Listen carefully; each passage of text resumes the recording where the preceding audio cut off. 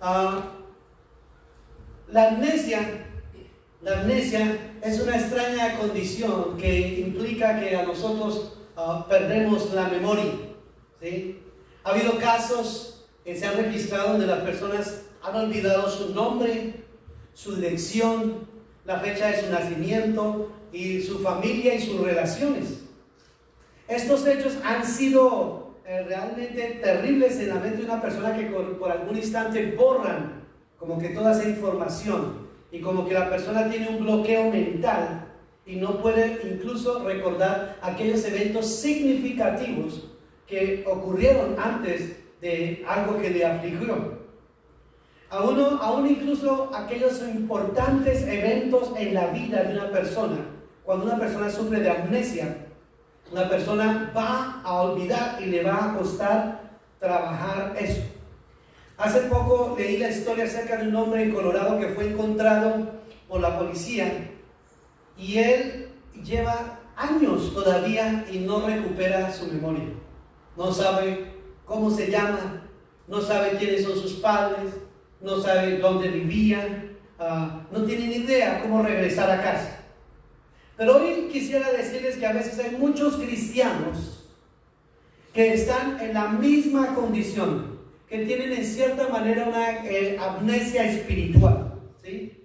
Que sienten como que han olvidado lo que Dios ha hecho por ellos, se han olvidado de su salvación y de sus bendiciones, se han olvidado de la gloria de estar bien en relación con el Padre. Se han olvidado de la vida maravillosa que existe en la casa de Dios y tienen una amnesia espiritual, ¿sí? Que hace que les cueste trabajo regresar a casa. Hoy nosotros somos confrontados con un texto muy similar. Cuando hablamos de la parábola del hijo pródigo, siempre pensamos y nosotros siempre nos acordamos del joven que se comportó mal, rebelde, como vimos la semana pasada. Padre, dame todo lo que me merezco. Dame mi fortuna, porque ya no quiero estar aquí bajo el cuidado, la protección y todas las cosas que tú me das aquí. Estoy cansado, estoy harto, ya quiero ir a vivir y hacer mi propia vida. En eso más o menos fueron sus palabras, literalmente. Y si me voy, no me voy con las manos vacías, papá. Dame mi herencia. Así fue de tremendo este hijo que hizo. Y nosotros sabemos mucho de las cosas que él vivió y experimentó, la pérdida tan tremenda, para esa pregunta tan difícil que debe haber sido para su padre, como les decía la semana pasada, casi como que él dentro de sí diría, ojalá te murieras, papá, para que me dieras mi herencia, porque en cierta forma, reclamar a los padres la herencia sin antes haber fallecido es en cierta manera decirles que se apresuren para que se pueda repartir esa herencia. En cierta manera él estaba diciendo, estoy cansado de ti, de estar aquí, quiero estar libre y quiero poder manejar y hacer como la vida como a mí me parezca. Una realidad difícil, pero sabemos que cuando se aleja este joven de Dios, empezó a enfrentar muchas adversidades y empezó a enfrentar las consecuencias que todos nosotros experimentamos cuando nos apartamos de Dios. Las consecuencias que nos traen a nosotros, ¿qué? El pecado, simplemente. El pecado trae a nuestras vidas separación, primero que nada. Nos separa y nos aleja de Dios. El pecado rompe la comunión que hay entre nosotros y Dios, y Jesús en su palabra nos lo enseña. La Escritura dice, vuestros pecados han hecho división entre vosotros y mí, para no escuchar lo que vosotros pedís.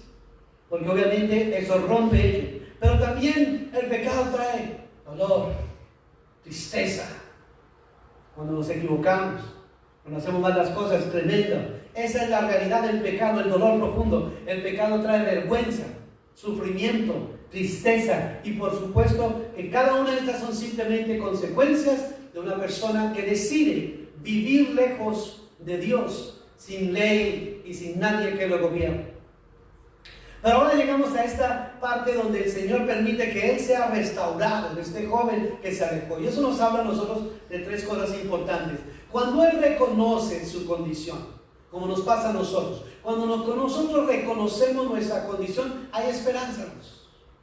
Mientras yo tenga un corazón sensible, un corazón dispuesto, para entender, para aceptar mis errores. Mientras yo tenga la disposición para reconocer que si continúo así no me va a ir bien. Mientras yo tenga esa disposición y logre doblar mi cerviz, porque la cerviz son 5 vértebras que están aquí en la parte de nuestro cuello que nos hacen girar la cabeza hacia adelante y hacia atrás. Si nosotros logramos manejar esta parte, por eso que Dios en su palabra les decía a los judíos, duros de cerviz e incircuncisos de corazón, porque esta parte es la que nos hace a nosotros bajar la cabeza, y a muchos de nosotros nos cuesta bajar la cabeza y aceptar que nos hemos equivocado. Pero este joven, a través del sufrimiento, a través del desierto, a través de la prueba que experimentó, entendió que necesariamente necesitaba arreglar su vida con Dios, y dice: me levantaré a mi padre y le diré que me contrate como uno de sus jornaleros. Pero en su padre, en lugar de condenarlo, de despreciarlo, lo recibió, le hizo una gran fiesta y le dio 3 cosas. Le dio primero una bata que nos habla de la pureza. Cuando nosotros pecamos, como que nuestros vestidos son manchados. Cuando nosotros hacemos cosas indebidas, nuestras ropas se manchan. Y al venir a la casa del Señor, todas esas manchas, ni usted ni yo las podemos ver, pero Dios sí puede verlas. Él ve debajo de estas vestiduras elegantes y simpáticas, debajo de toda la ropa que nos conozcan, Él ve nuestro corazón. Él ve lo más profundo de nuestro ser, nuestras intenciones. La Biblia dice: porque la palabra de Dios es viva y eficaz y más cortante que toda espada de 2 filos, que penetra hasta partir el alma y el espíritu, las coyunturas y los tuétanos, y discierne los pensamientos y las intenciones del corazón. O sea que Dios va más para allá. Dios ve más que el profeta Samuel, que vio la apariencia y el aspecto físico del primer hijo de Isaí, y le dijo: no mires al hombre ni su exterior ni su apariencia, porque yo no soy como los hombres. Yo no miro el exterior, miro el corazón. Y Dios mira el corazón nuestro cuando venimos, no para condenarnos. Mira nuestro corazón y nuestra actitud para reconocer y reconciliarnos con Él. Y Él recibió primero una vestidura, una bata. Me gusta mucho, dice Isaías 61:10, dice: en gran manera me gozaré en Jehová, mi alma se alegrará en mi Dios, porque me vistió con vestiduras de salvación, me rodeó con manto de justicia, como a novia me atavió y como a novia adornada con sus joyas. El Señor restaurando, el Señor cambiando las vestiduras, el Señor limpiando, le colocó un nuevo traje que lo hace justificado a Él delante de Dios. No por sus obras, porque ni usted ni yo vamos a ser justificados por las obras, sino porque por la gracia y por la misericordia de Dios, el Señor nos perdona a todos nosotros, a todos, hermanos. Aquí nadie se queda por fuera, hermanos. Todos nosotros. Para que alguien se quede por fuera, tendríamos que decirle: el que esté libre de pecado, que lance la primera piedra. Todos hemos sido rebeldes, todos nos hemos apartado de Dios, todos hemos hecho lo malo. Y Dios dice: todos necesitamos el arrepentimiento y todos necesitamos esas vestiduras. 2, el Señor le regaló un anillo, y el anillo nos habla de los privilegios que Él había perdido como hijo. Porque en la antigüedad, cuando un hombre importante, un rey, tenía que firmar un decreto, lo firmaba con su anillo. Y ellos el anillo lo utilizaban como sello. Regresarle ese anillo, ¿sí? Entregarle ese anillo al símbolo, al hijo, un símbolo de autoridad. El que tenía el anillo podía hablar en nombre del Padre. El que tenía el anillo tenía acceso a todo lo que le pertenecía al Padre. Y el que tenía el anillo estaba en una posición de gran privilegio. Y tercero, el Señor le colocó unos zapatos. Los zapatos era algo muy importante. Las sandalias que dice ahí. ¿Sabe qué significan esas sandalias? En la antigüedad, los esclavos y los que trabajaban para alguien andaban descalzos. Y él, cuando le dice: Señor, yo voy a entrar como uno de tus jornaleros, así si hubiera entrado, habría trabajado para el papá sin zapatos. Pero el Señor dijo: no, una bata, un anillo, y colóquenle zapatos, porque le estaba restaurando a su posición como hijo. Su posición, el padre pide: tráiganle zapatos a mi hijo. Solo los esclavos estaban descalzos, los hijos llevaban zapatos. Así que este muchacho regresa a casa después de haberse equivocado simplemente de querer ser un sirviente contratado, pero el padre está decidido a reconocer su posición como hijo. A los ojos de él ni siquiera merecía ser un esclavo, pero a los ojos de Dios, él todavía era su hijo. ¿Cuántos alaban al Señor? Dios dijo así: este es mi hijo amado, estaba perdido y ahora lo hemos encontrado. Pero ahora llegamos a la segunda parte de nuestra historia del día de hoy, a este joven. ¿Quién es este joven y quién representa a este joven? Al empezar el capítulo, usted se da cuenta que el Señor dice así, que los fariseos, que eran amantes del dinero, estaban alrededor de él. Eran los que estaban ahí en ese escenario, no eran las otras personas. Él les dice, dice, todos los recaudadores de impuestos y los pecadores se acercaban a Jesús para oírle, y los fariseos y los escribas murmuraban diciendo: este recibe a los pecadores y come con ellos. Y empieza el Señor a darle las tres parábolas. Así que está rodeada de dos clases de personas: los que son injustos por naturaleza porque vienen apartados de Dios, o los que son religiosos, que pertenecen a la iglesia, los que conocen la escritura y que creen estar bien con Dios, pero parece que ellos están tan distantes de Dios como aquellos que no conocen a Dios. ¿A quién nos habla el Señor en este día? Este joven pequeño estaba perdido en un país desconocido. El mayor de ellos estaba perdido en la casa del Padre. El joven era un joven hedonista que vivía para el placer. El mayor era un moralista que vivía para mantener sus apariencias. Y podemos estar perdidos de dos maneras. La primera es quebrantando las leyes y los mandamientos de Dios y haciendo como nosotros queremos.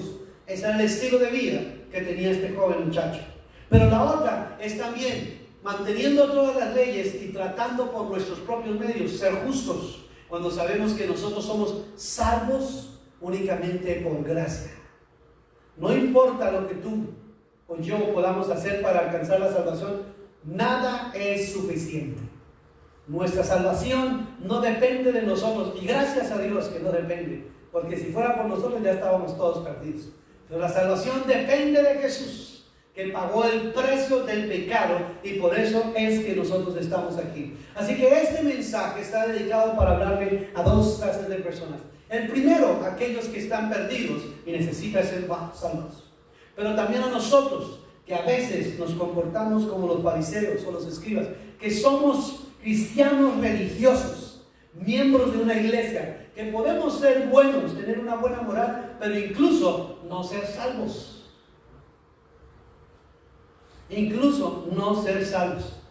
Este mensaje tiene una palabra para los que son salvos y para los que no lo son. Nos habla a las personas que se molestan cuando Dios bendice a otros.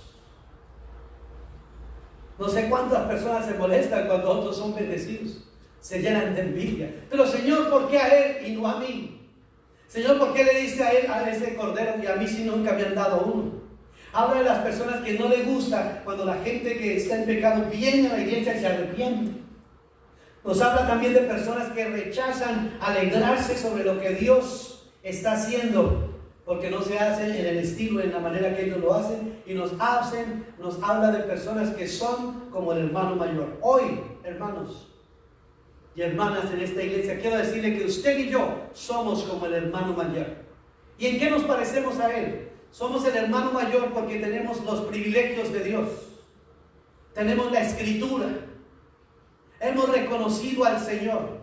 Tenemos la bendición, la oportunidad, acceso directo a la presencia de Dios a través de nuestra oración. Pero a veces miramos a aquellos que están fuera, aquellos que están apartados de Dios como personas que no merecen nada. A veces ni olvidamos de ellos. A veces nos sentimos más cómodos aquí y no queremos acercarnos a los pecadores porque nos van a contaminar o porque nos sentimos mejor que ellos. Pero en eso no somos distintos, hermanos.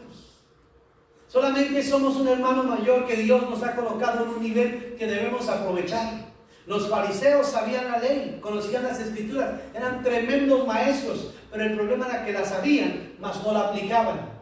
Conocían la escritura, mas no la vivían. Jesús les dijo: en la cátedra de Moisés se sientan los escribas y los fariseos.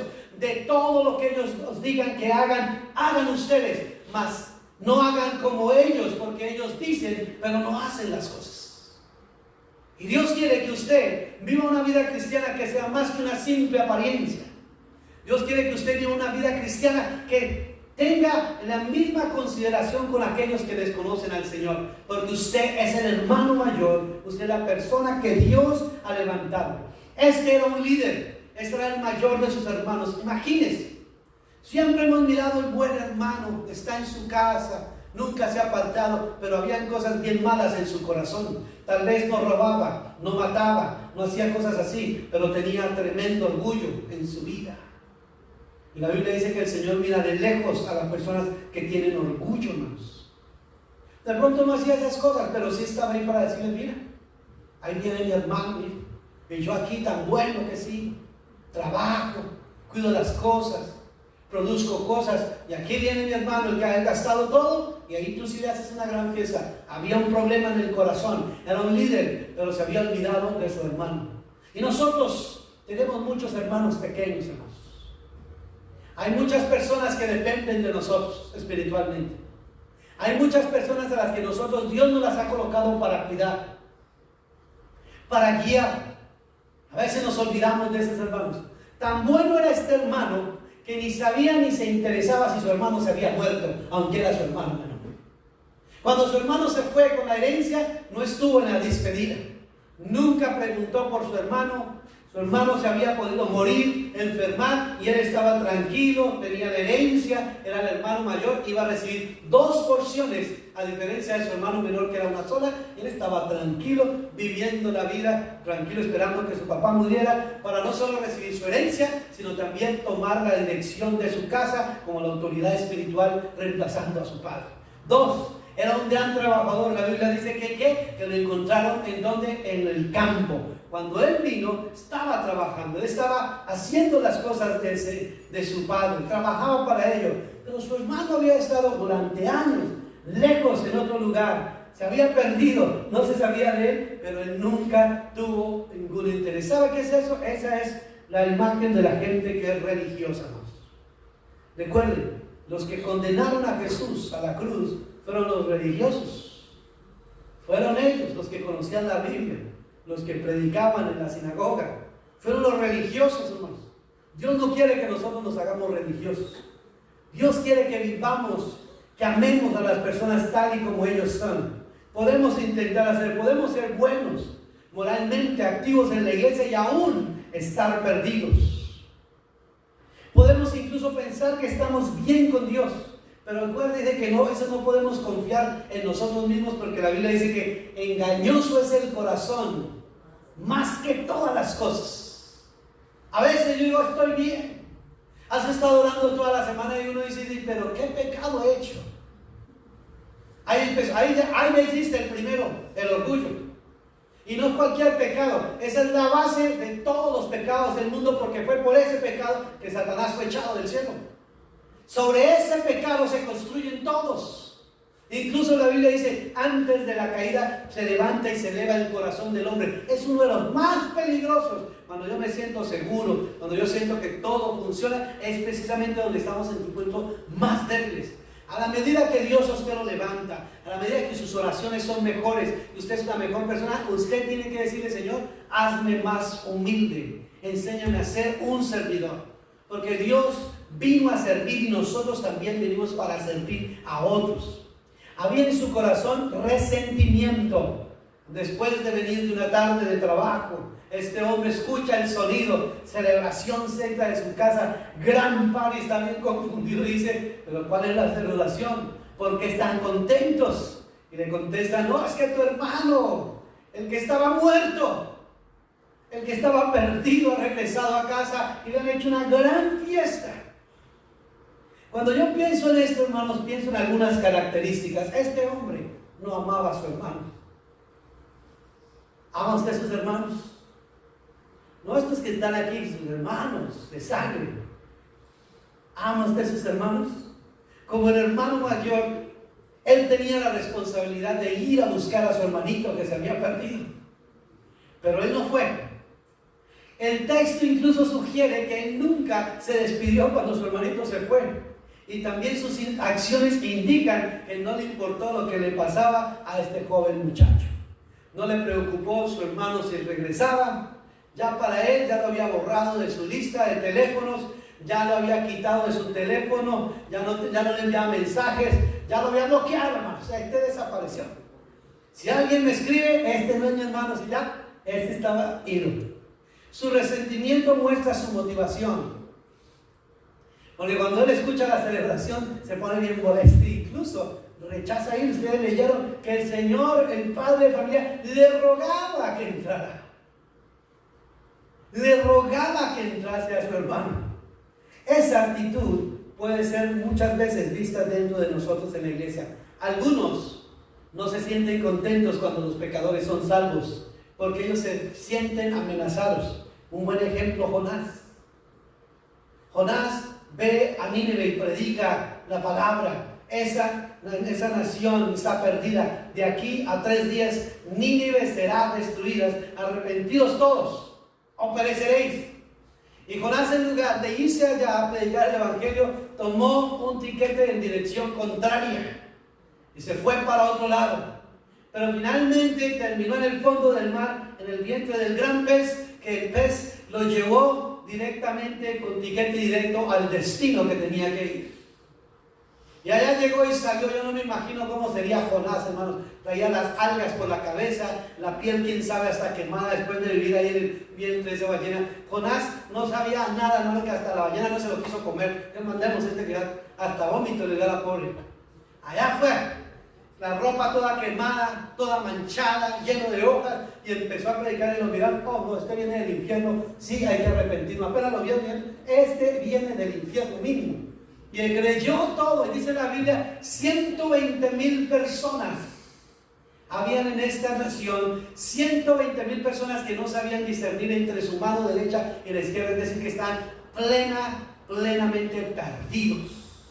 Pero este será el más grande evangelista de todos los tiempos, porque le predicó a todos en esa nación, y todos, desde los más chicos hasta el más grande y hasta los animales, ayunaron y se volvieron todos a Dios. Ojalá hubieran evangelistas como esos.